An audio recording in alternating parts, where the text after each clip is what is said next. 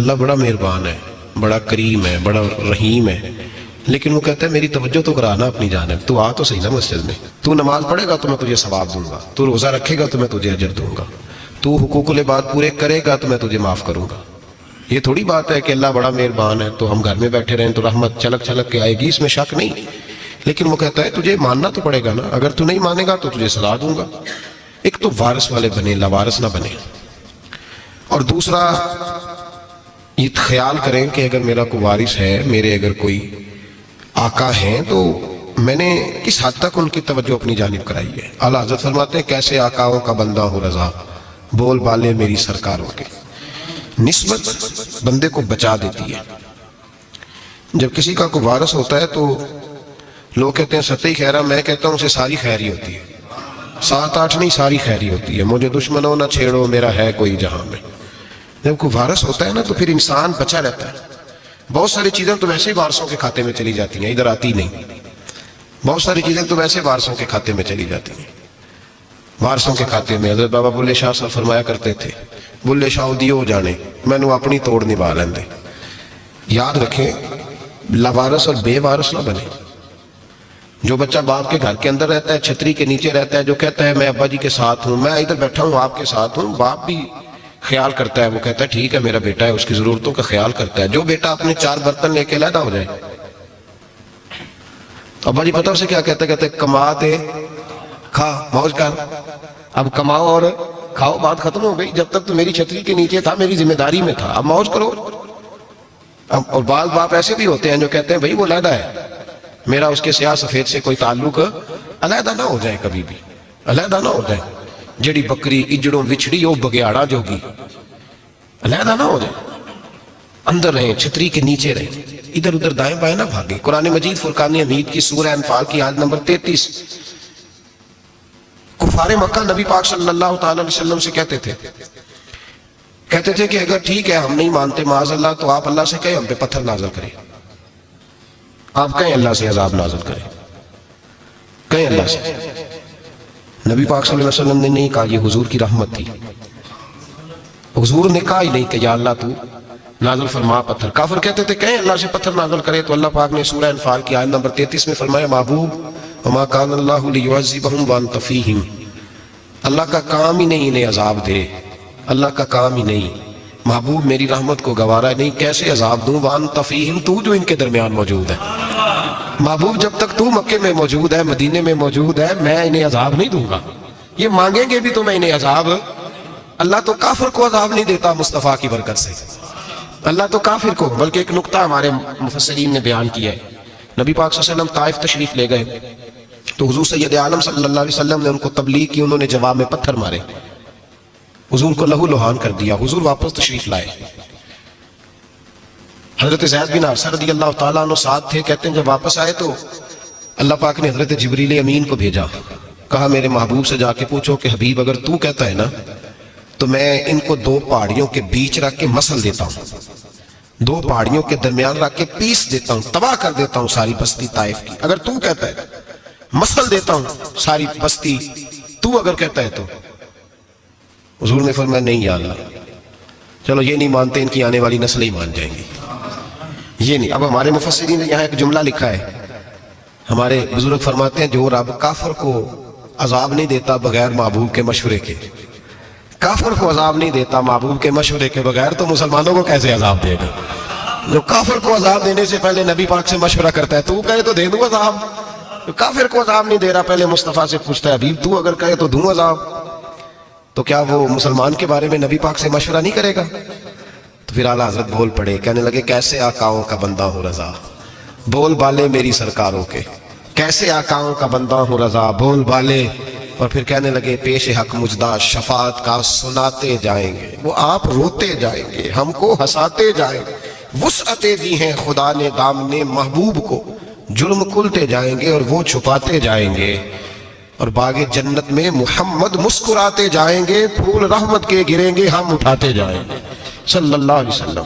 تو یاد رکھیں جب کوئی وارث ہوتا ہے تو وہ بچاتا ہے، وہ دفاع کرتا ہے، آگے کھڑا ہو جاتا ہے، کہتا تو میرے ساتھ بات کر، بچے کو چھوڑ، میرے ساتھ بات کر، وہ سامنے۔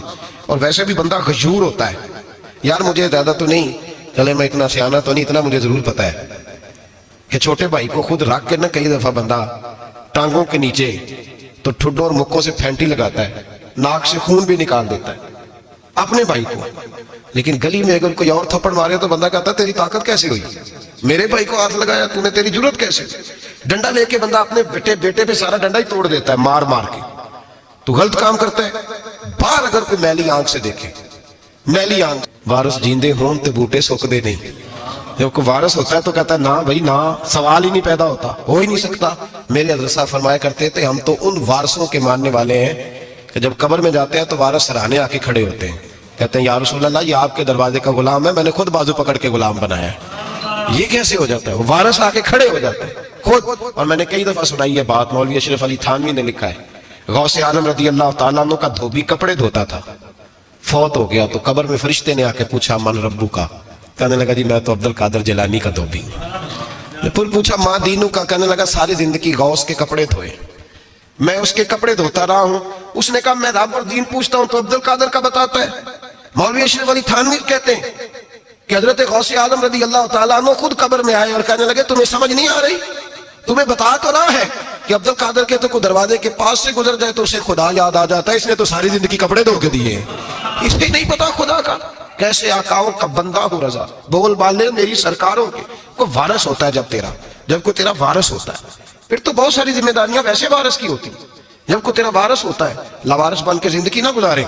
हमने किसी को वारस बनाया ही नहीं, बैत भी रस्मी, अकीदत भी रस्मी, इरादत भी रस्मी, रस्म ही रस्म, नाम लिखवाने के लिए बस कह दिया फलां जगह है। ओ भाई जब कोई वारस होता है तो फिर हालात बदले हुए होते हैं, फिर मिजाज बदले हुए होते हैं। हजरत मिर्जा मजहर जाना फरमाते हैं कि बारिश हुई थी ताजी ताजी दिल्ली में, ताजी ताजी बारिश हुई थी। एक बाबा लकड़ी के जूते पहने खड़ा हूं, अल्लाहू अल्लाहू अल्लाहू, असी किसी दे कुछ भी नहीं लगते ना कोई साडा दर्दी। बाबा मस्त होके जा रहा, अल्लाहू अल्लाहू करता जा रहा।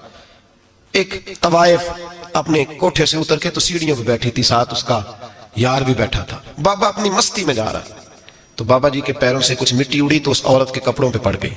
परवाह नहीं, बुजुर्ग गुजर रहे, वो यार उसका दौड़ा हुआ आया, उसने आकर थप्पड़ मारा, का ख्याल नहीं सारे उसके कपड़े आलूदा कर दिए, तू किधर, तेरा दिमाग नहीं ठीक। बाबे ने नजर उठाई, का बेटे मैंने देखा नहीं, चल अल्लाह तेरा भला करे, तूने बदला ले लिया। बाबा जी चुप करके, वइज़ा ख़ातबहुमुल जाहिलून क़ालू सलामा, चुप करके गुजर गए। ठंड का मौसम था, बारिश ताजा हुई थी, हलवाई दूध काढ़ रहा था, उसने बिठाया बाबा जी को फट्टे पे, प्याला पकड़ा, दौड़ के आगे बढ़ा, बुजुर्ग आ गए, आइए बैठिए। दूध का गरम गरम प्याला शक्कर डाल के दिया, बाबा जी ने दूध पिया, फिर नजर झुकी, फिर रंग बदला, कहने लगे मालिक तू कितना बेनियाज है, कहीं थप्पड़ मरवाता है, कहीं दूध पिलाता है, तेरी बेनियाजी है ना, उधर थप्पड़ मरवाया यहाँ दूध पिलाया, तू ही जानता है तेरे धन क्या है। अभी बाबा वहीं बैठा था, दौड़े आए, पीछे से लोग, शोर हुआ, बाबे को दबोच के वहां ले गए जहां उस नौजवान ने थप्पड़ मारा था। कहा तू अल्लाह का बंदा है, अल्लाह के बंदे बद्दुआ तो नहीं देते, हुआ क्या? कहा तूने बद्दुआ दी है? कहा नहीं दी, बात बताओ। कहने लगे उसने तुझे थप्पड़ मारा, छत पे चढ़ा है, पैर फिसला, गर्दन के बल गिरा, मन का टूट गया, मर गया, तूने बद्दुआ दी है। बाबा जी कहने लगे यार मैंने तो दूसरा लफ्ज भी नहीं कहा, भला हो कह के गुजरा हूं, मैंने नहीं बद्दुआ दी। कहा तूने दी है तभी तो मर गया। कहा नहीं दी। कहा बाबा तू बुजुर्ग आदमी है, सच बोल। तो बाबा जी कहने लगे सच सुनो। फिर मैं आ रहा था, मेरे पैरों से मिट्टी उड़ी, इसके यार के कपड़ों पे पड़ी, इसे बुरा लगा, इसने मुझे मारा। जब इसने मुझे मारा तो मैं कोई लवारस तो नहीं था, जब इसने मुझे मारा तो मैं कोई लवारस तो नहीं था, मुझे दुश्मनों न छेड़ो, मेरा है कोई जहां में, मैं भी पुकार लूंगा, नहीं दूर है मदीना। इसने मुझे मारा तो मैं कोई लवारस था कि मेरा बदला कोई ना लेता, इसने मुझे मारा है तो मेरे यार को बुरा लगा तो उसने इसे मार दिया है, मेरी तो गलती कोई नहीं, यारों यारों का झगड़ा है, ये तो दोस्तों का झगड़ा है, ये तो यारों का झगड़ा है, कोई गलती नहीं मेरी, कोई गलती नहीं। खश खश जिन्ना कदर नहीं मेरा, ये मेरे साहब नू वडियाइयां, मैं ते गलियां दा रूड़ा कूड़ा, मैं गलियां दा रूड़ा कूड़ा, मैनू महल चढ़ाया है साइया, मैनू महल चढ़ाया साइया। फरमाया इसने मुझे लवारस समझा था कि थप्पड़ मार के गुजर जाए, मेरा कोई पूछेगा ही नहीं। मेरे रसूल पाक अलैहिस्सलाम के बारे में रब फरमाता है भी मैं तो तेरे हो तू वे काफिर को सजा नहीं देता कि तू मौजूद है। याद रखें, हजरत फुज़ैल बिन अय्याज फरमाते हैं एक जवान था, मस्जिद में आया, लोगों से कहने लगा रोटी खिलाओ, किसी ने तवज्जो ना की, उसने कहा मैं रब रब बताने वाला हूं, मेरी तरफ देखो तो सही, किसी शख्स ने ख्याल ही ना किया। फिर उसने कहा यार थोड़ा सोचो, नमाजियों से कहा, अहले इलाका से कहा, उन्होंने तेरी तरह के बड़े दरवेश देखे, مسجد کے محراب میں وہ رب کریم کا بندہ انتقال کر گیا. جب فوت ہو گیا نا، لوگوں کا مزاج ہے بیمار کو دوائی نہیں دیتے، جنازے پہ وقت پہ پہنچ جاتے ہیں. جب کوئی گر رہا ہوتا ہے تو سہارا کوئی نہیں دیتا، جب کوئی گر جاتا ہے ٹانگ ٹوٹ جاتی ہے تو تیمارداری کو زمانہ پہنچ جاتا ہے. وہ بزرگ، وہ نوجوان اللہ کا نیک بندہ مسجد کے محراب میں فوت ہو گیا. حضرت فضیل ابن عیاض کہتے ہیں امام صاحب نے اعلان کیا چندہ دو، کوئی لاوارث فوت ہو گیا، کفن دینا. چندہ اکٹھا ہوا، کفن خریدا، جنازہ پڑا. عشاء کے بعد دفن کر کے آئے. فجر کی نماز کے لیے جب امام اور مؤذن مسجد میں آئے تو چیخیں مارنے لگے، تڑپنے لگے. دور دور تک آوازیں پھیل گئی، دنیا دوڑی آئی. کیا ہوا؟ کہنے لگے وہ جو تم نے کفن پہنایا تھا وہ یہاں پڑا ہوا ہے، اور دیکھو کفن پہ تحریر لکھی ہے. تحریر کیا ہے؟ عرش کے مالک نے فرمایا میرے دوست نے روٹی مانگی، تم نے دی نہیں. اس نے تمہیں میرے قریب کرنے کے لیے اپنی طرف توجہ کرائی، تم نے کی نہیں. اور میرا یار تمہارے کفن کا محتاج تھا، سنبھال کے رکھو اپنا کفن، میں نے اسے جنت کا لباس عطا فرما دیا، سنبھال کے رکھو. یہ کوئی لاوارثوں کا ٹولہ ہے؟ یاد رکھیں جو وارث والے ہیں، وارث والے ان کا رنگ اور ہے، جو ماننے والے ہیں ان کا مزاج اور اپنی زندگی لاوارثوں کی طرح نہیں گزارے. تھوڑا سا ادھر گیا تھا تو پھر تھوڑا سا ادھر گیا تھا تو تھوڑا سا. یہ کیا بات ہے؟ یہ کیا بات ہے؟ اپنے آپ کو، اپنی نسبت کو، اپنے عقیدے کو مضبوط رکھیں. 1 انچ کے لیے اعلیٰ حضرت فاضل بریلوی رحمت اللہ علیہ کے مکان کی دیوار گر گئی. ایک کونا مکان کا، آپ جانتے ہیں پرانی دیواریں چھوٹی ہوتی تھی اور بارشوں میں اکثر گھروں کی دیواریں گری ہوئی ہوتی تھی. ایک سائیڈ کی دیوار گر گئی تو اس کونے میں ہندوؤں کا گھر تھا. اب مستری صاحب رات کو آئے، ان سے بات ہوئی تو کہنے لگے سویرے کام شروع کروں گا. کہا 1-2 صاحب نے کہ ہندوؤں کا گھر ساتھ ہے اور وہ دشمن بھی بڑے زیادہ ہیں تو رات کو ہی ہو جائے. کہنے لگا جی نہیں میری مجبوری ہے، مزدور کہاں سے لاؤں گا، بڑے معاملات ہیں، سویرے شروع ہوگی. اب رات کو مولانا ظفر الدین بہاری علیہ رحمہ کہتے ہیں بچے مدرسے کے، باقی سارے لوگ، سب کو جمع کیا گیا چونکہ اس طرف سے تھوڑا خطرہ تھا ہندوؤں کی جانب سے. کہا جناب یہ بڑے دشمن ہیں اسلام کے، تو اس طرح کرو کہ 2-3 بچوں کی ڈیوٹی لگائیں یا کچھ لوگوں کی یہاں رات کو پہرا دیا جائے. ٹھنڈ بھی بڑی زیادہ تھی، کھڑا ہونا بھی مشکل تھا. اعلیٰ حضرت رحمت اللہ علیہ عشاء کی نماز کے بعد جلدی حجرہ خاص میں تشریف لے جاتے تھے. اس رات جب دیکھا نا باہر شور ہو رہا ہے تو اسی طرح سر پہ ایک رومال لپیٹا تو باہر آ گئے. کہنے لگے کیا شور ہے؟ کہ حضور سردی ذرا زیادہ ہے تو یہاں کسی کی ڈیوٹی لگانی ہے پہرے کی. 2 منٹ خاموش رہے، پھر فرمانے لگے کوئی ضرورت نہیں، جاؤ سو جاؤ سارے جا کے، کوئی ضرورت نہیں، جاؤ اپنے اپنے گھروں کو، کوئی حاجت نہیں، پہنچ جاؤ. کہا حضور مہربانی کرے، وہ طے ہونے لگا تھا. فرمایا میری وجہ سے کیوں کوئی ساری رات بیدار رہے، جاؤ تمہیں کہا نا آرام کرو. لوگ سو گئے.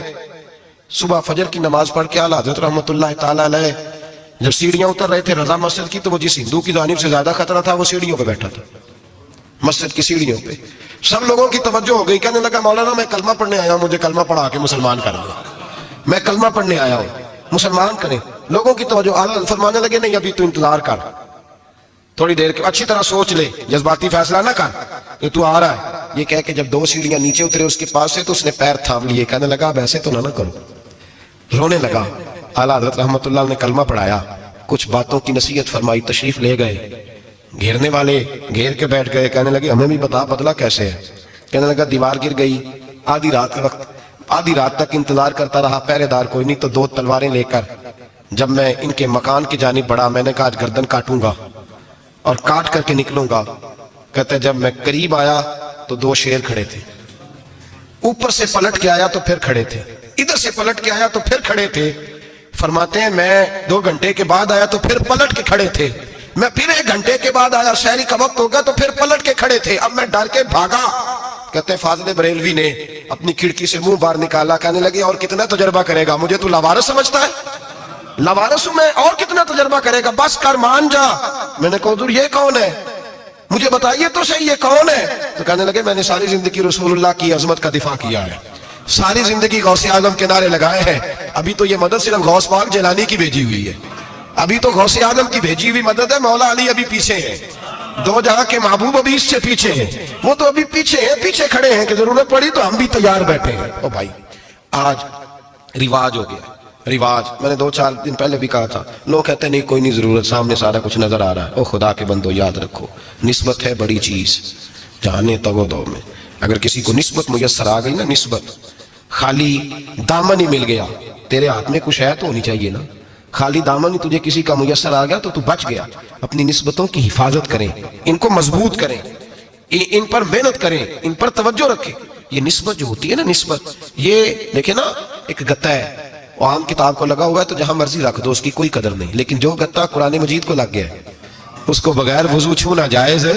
ایک پٹھے پہ اینٹ بنی ہے جو باتھ روم میں لگ گئی، وہاں بغیر جوتے کے جایا نہیں جا سکتا، اور جو مسجد میں لگ گئی وہاں جوتے پہن کے جایا نہیں جا سکتا۔ یہ نسبت ہے بڑی چیز، اگر میسر آئے نصیب ہو اپنی نسبت کو مضبوط کر کے رکھا کریں، اس کی جولانی کا مظاہرہ کیا کریں، اس نسبت میں روز توانائی آنی چاہیے۔ میں آپ کو بڑی ذمہ داری کے ساتھ ایک بات بتاتا ہوں تجربے کی، ہمیں جتنا کسی نے آ کے کہا ہے نا نسبت کے خلاف، ہماری نسبت اس سے زیادہ مضبوط ہوئی ہے۔ ہمیں جتنا کسی نے آ کے کہا ہے نا جی آپ کو کیا ملا، آپ کو کیا ملا، تو ہم نے اتنا کہا یار جیسے جیسے تو کہتا جاتا ہے ہماری تو نسبت میں اضافہ ہوتا جاتا ہے، ہمارا تو مزاج بدلتا جاتا ہے، روز ایک نیا پردہ کھلتا ہے، روز ایک نیا رنگ واضح ہوتا ہے، روز ایک نئی توانائی۔ ابھی تھوڑے دن کی بات ہے، ایک مولانا شرف الدین صاحب ہے، مفتی صاحب، میرے حضرت صاحب کے مرید ہوئے، مفتی تھے، عالم آدمی تھے، سرکار تاج الشریعہ، ہمارے شیخ سے بیعت کی۔ اب ہمارے حضرت صاحب کا اس وقت حال وہی ہے، وَرَأَيْتَ النَّاسَ يَدْخُلُونَ فِي دِينِ اللَّهِ أَفْوَاجًا، اب فوجوں کی فوجیں لوگ آتے ہیں۔ ہم نے دیکھا ہے صرف خالی مرید ہونے والے باہر سینکڑوں کی تعداد میں ہزاروں لوگ بیٹھے ہیں کہ صرف بیعت اتنا کہہ دیں ہم نے قبول کیا۔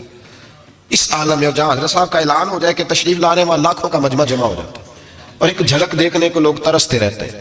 یہ کیفیت ہم نے دیکھی، وہ دور گزر گیا، کبھی ایسا بھی ہوتا تھا ایک میں ہوتا تھا، ایک تو ہوتا تھا، اور تیسری تنہائی ہوتی تھی۔ وہ دور بیت جاتا ہے، وہ لمحے کسی کسی کو نصیب آتے ہیں۔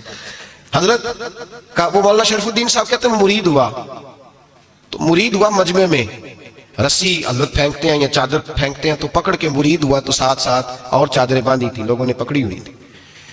ایک مولانا، میں جب بیعت ہو کے آیا ان کو بتایا تو مجھے کہنے لگے یار تو ایسی جگہ مرید ہو گیا جو تیری بات بھی نہ سن سکیں، جن کو تو دکھڑا بھی نہ سنا سکے، جو مصروف ہی بڑے رہتے ہیں، کہاں مرید ہو گیا تو؟ ایسے پیر کا بیعت ہوتا جہاں تو جاتا وہ تیرے پاس آتے، گفتگو ہوتی، بات چیت ہوتی۔ کہتے جب انہوں نے مجھے بہت زیادہ قائل کیا نا، بہت زیادہ، تو میں نے ارادہ کر لیا، میں نے کہا بات ٹھیک ہے، بیعت کہیں اور ہونا چاہیے تھا۔ کہتے ہیں میں عشاء کے بعد سویا تو حضرت صاحب مجھے خواب میں ملے، خواب میں، اور فرمانے لگے مولانا جب آپ مرید ہوئے تھے تو آپ اس جانب بیٹھے تھے، اس کونے میں آپ تھے، اتنے لوگ آپ سے پہلے تھے، اس حال میں آپ مرید ہوئے تھے، اور جہاں تک بات چیت کرنے کی بات ہے تو آپ نے جو دل میں سوچا تھا وہ میں نے آ کے آپ کو بتا دیا ہے، پھر بھی بڑی ضرورت ہو تو میرے صاحبزادے کا نمبر لے لیں اور فون کر لیا کریں، بات ہو جایا کرے گی۔ کہتے ہیں یہ ابھی بات ہو ہی رہی تھی کہ میرے دروازے پہ دستک ہوئی تو میری آنکھ کھل گئی، میری آنکھ کھلی تو میں پریشان ہوں کہ نمبر تو ملا نہیں۔ ایک انجینئر صاحب میرے محلے میں رہتے تھے، فرماتے ہیں وہ شام کو میرے پاس آئے اور کہنے لگے مولانا سنا ہے آپ حضرت مفتی اختر رضا صاحب سے مرید ہو گئے؟ میں نے کہا ہاں، تو کہنے لگے میں ان کے مدرسے میں کام کر کے آیا ہوں، میرے پاس ان کے بیٹے کا نمبر ہے، چاہیے آپ کو؟ نمبر ہے چاہیے؟ کہتے ہیں نمبر مجھے وہ شام کو گھر آ کے دے گئے۔ اب جب میں آستانہ نور پہ بریلی شریف ملنے کے لیے حاضر ہوا تو میرے دل میں خیال آیا، جب میں اندر گیا نا تو میرے دل میں خیال آیا حضور خواب جو آئی تھی اتنی بھی جلدی کیا ہے، ذرا ٹھہر جائیے، آپ ملے جو تھے تو صاحب نمبر بھی دے ہی جاتے۔ میرے دل میں خیال آیا تو السلام علیکم کے بعد حضرت کہنے لگے مولانا مجھے تو جلدی کوئی نہیں تھی، آپ کے دروازے پہ دستک ہو گئی تھی، مجھے تو کوئی جلدی نہیں تھی، آپ کا دروازہ بجنے لگا تھا، مجھے تو جلدی کوئی نہیں تھی لوٹنے کی، ہر مشکل دی کنجی یارو ہاتھ مردہ نے آئی، اور مرد نظر کرے جس ویلے مشکل رہے نہ کائی۔ بس لوگوں یہ یاد رکھو اور اس پہ عمل کرو، اپنی نسبتوں کو مضبوط کرے۔ ہمارا تو جیسے دن کا اجالا چمکتا ہے نا، چمکتا ہے دل کا اجالا، جیسے نیا دن چڑھتا ہے ہمارے لیے تو ایک نئی روشنی لے کے آتا ہے۔ اپنے آپ کو بیدار رکھے۔ سورج اگر باہر پورا نکل آئے نا تو جو آدمی آنکھیں زور سے بند کر لے اسے کوئی شے نظر نہیں آتی، پورا سورج نکلا ہوا بھی ہو، سورج اسے نظر آئے گا جس کی اپنی آنکھیں بھی کھلی ہوں گی۔ تو آنکھیں نہیں کھول رہے، تو آنکھیں نہیں کھول رہے، آنکھیں، یہ شکوہ آنکھیں نہ کھولنے کا ہے، آنکھیں نہیں کھول رہے تو سورج کیسے نظر آئے گا؟ بات ذرا سخت ہے پر چلو آپ میرے عزیز ہیں کر جاتا ہوں۔ ملا رومی رحمت اللہ تعالیٰ علیہ فرماتے ہیں مجھ سے ایک شخص نے کہا کہ نبی پاک صلی اللہ تعالیٰ علیہ وسلم اگر سراجم منیرہ ہے تو نظر کیوں نہیں آتے؟ تو میں نے کہا الو اگر آنکھیں بند کر لے تو اسے کوئی شے نظر نہیں آتی، آنکھیں بند کر لے تو اسے کوئی شے نظر، تو آنکھیں تو کھولنا، آنکھیں کھول۔ یہاں میں اپنے کمرے میں یوں پردہ آگے کر کے لائٹ بند کر کے باہر شور مچاؤں سورج کوئی نہیں سورج کوئی نہیں، تو مجھے کوئی بندہ کہے گا پاگل ہے، اس طرح کر، باہر نکل، ادھر آ تجھے دکھاؤں سورج ہے کہ نہیں، تیری تو اپنی آنکھیں بند ہے۔ اقبال کہتے ہیں دل بینا بھی کر خدا سے طلب، آنکھ کا نور دل کا نور نہیں، اندر کی آنکھیں کھول، اندر اتنا اندھیرا ہے تو باہر کیسے نظر آئے گا؟ تو لوگ آنکھیں نہیں کھولتے، دائیں بائیں دیکھتے رہتے ہیں۔ نسبت کو مضبوط کریں۔ رب تو فرماتا ہے حبیب تو موجود ہے تو میں کافر کو بھی عذاب نہیں دیتا۔ اب یہاں خالص نسبت کا بیان ہے، خالص، یہ نہیں فرمایا کہ حبیب ان کے عمل اچھے ہیں تو میں عذاب نہیں دیتا، یہ نہیں فرمایا کہ حبیب یہاں خانہ کعبہ ہے تو میں عذاب نہیں دیتا، نسبت کی بات فرمائی، نسبت کی۔ یہ نہیں فرمایا کہ حبیب یہاں روز طواف ہوتا ہے تو عذاب نہیں دیتا، یہاں تلاوت ہوتی ہے تو فرمایا حبیب تو ہے اس لیے میں انہیں عذاب. مدینے میں کبھی زلزلہ نہیں آیا، پتہ ہے آپ کو؟ اس لیے نہیں آیا کہ وہاں میرے مصطفیٰ کا گنبد خضرا ہے. کوئی فصل وہ بیجتے نہیں، کوئی فصل بوتے نہیں، وہ کوئی فصل بھی، لیکن دنیا کی ہر شے آپ کو مدینے میں ملتی ہے.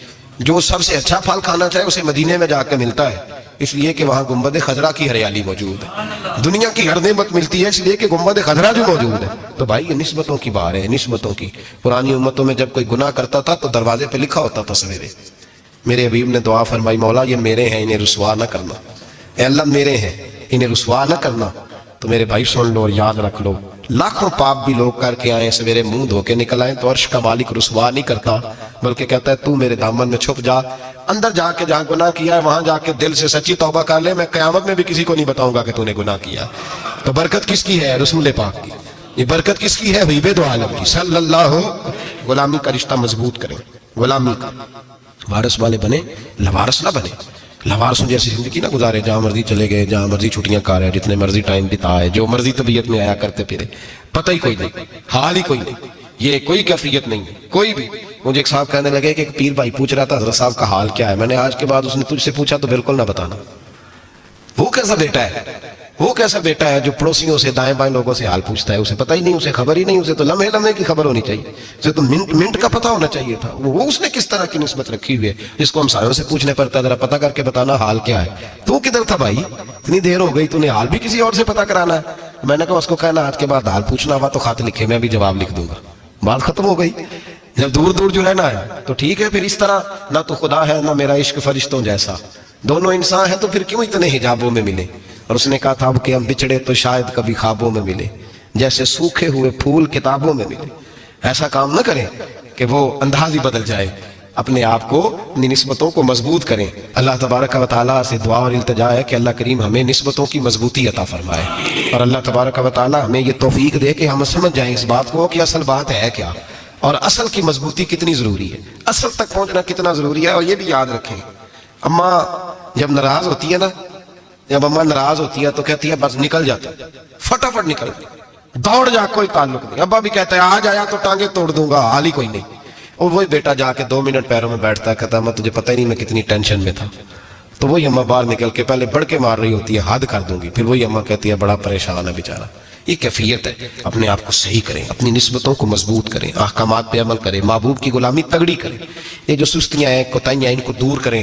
زندگی کا لطف آتا ہی تب ہے جب آپ پورے طور پر اپنے آپ کو چاق و چوبند کرتے ہیں. اگر تھوڑا کر لیا، تھوڑا چھوڑ دیا، 1 پڑھ لی 3 رہ گئیں، 3 پڑھ لی 2 رہ گئیں، یہ لطف نہیں ہے، یہ ذائقہ نہیں. اپنے آپ کو مضبوط کریں اور پورا مضبوط کریں، پوری اپنے اندر جو ہے وہ جولانی نسبت کی پیدا کریں. بس یہ دعا کریں اللہ جب تک زندہ رکھے غلامی میں رکھے، اور مارے تو غلاموں جیسی موت عطا فرمائے.